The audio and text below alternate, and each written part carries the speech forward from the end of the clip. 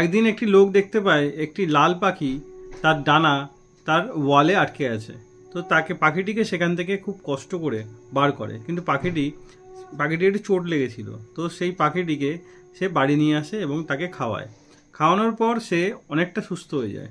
সুস্থ হয়ে যাওয়ার পর সে পাখিটিকে ছেড়ে দেয়, কিন্তু পাখিটি পরের দিন আবার তার গাড়ির সামনে চলে আসে এবং তাকে পিছু করতে করতে তার বাড়িতেও চলে আসে। তো সে পাখিটির জন্য তাড়াতাড়ি কিছু খাবার নিয়ে আসে।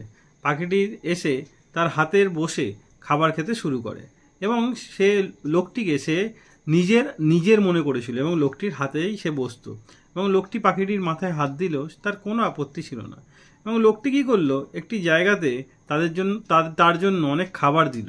তো সেই খাবার দেওয়ার সাথে সাথেই তার বন্ধুরা সবাই চলে এলো সেই খাবার খেতে এবং পাখির দুনিয়া সেই খবরটা ছড়িয়ে গেছে যে এখানে এলেই হয়তো খাবার পাবে।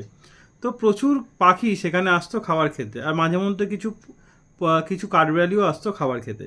দেখতে দেখতে প্রচুর প্রচুর পাখি সেই জায়গাতে ভরে যায়, খাবার খাওয়ার জন্য রোজ আসে এত পাখি। আর লোকটি আরও বেশি খাবার রাখতে শুরু করলো যাতে প্রচুর পাখি এসে তাদের খাবার যেন কখনো অসুবিধা না হয়।